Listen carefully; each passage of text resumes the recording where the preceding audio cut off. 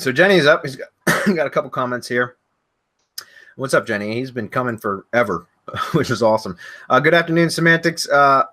Semantiacs. I know he did that on purpose. Okay. Hope all is well. Question: my lead gen client is expanding into a new city. That's great.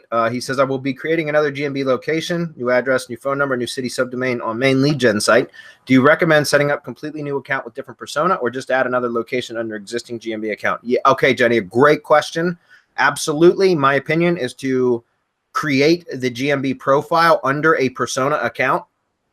Okay, so go buy a new Google phone verified Google account, or set it up yourself. But I don't bother trying to set them up by myself anymore. I just buy them, and then create the profile, or excuse me, the GMB listing under that profile as the owner, and then make your profile or the main company Google account as the manager, and then yourself as well, so that you can manage it from your own Google account. That's what I do, guys. Like, so for example, all my lead gen client or sites, they not all of them, but most of them have independent or their own persona account owners, so to speak. And I'm doing air quotes, right? So the Google account, the profile, the personal account is a persona, and it's the owner of the GMB profile. But then whatever the brand is that it has multi-locations, that brand, the main Google profile account for that brand is added as a manager or now as an additional owner.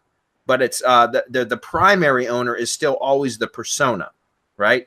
But you couldn't, just a few months ago, there wasn't the option to add additional owners. You could only add, there was an owner, and then there was managers.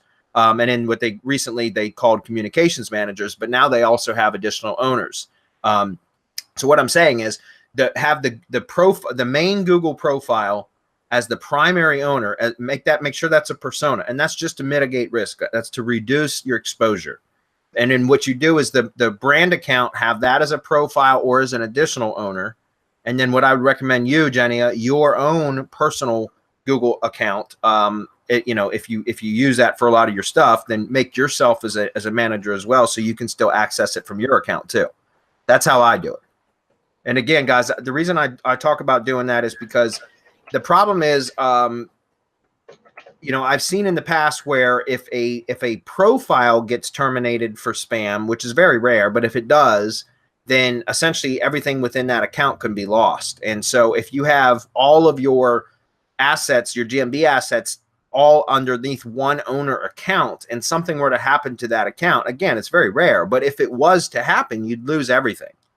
At least this way, if you have multi-location, but each individual location is owned, so to speak, by a separate profile, and the brand is just a manager, then if the brand were to ever get terminated by Google for whatever reason, Google wouldn't terminate all those additional listings, even if it's the same brand, because they're not owned by that profile. Does that make sense? So it's just a way to reduce exposure. Don't put all your eggs in one basket, basically. Diversify. Okay.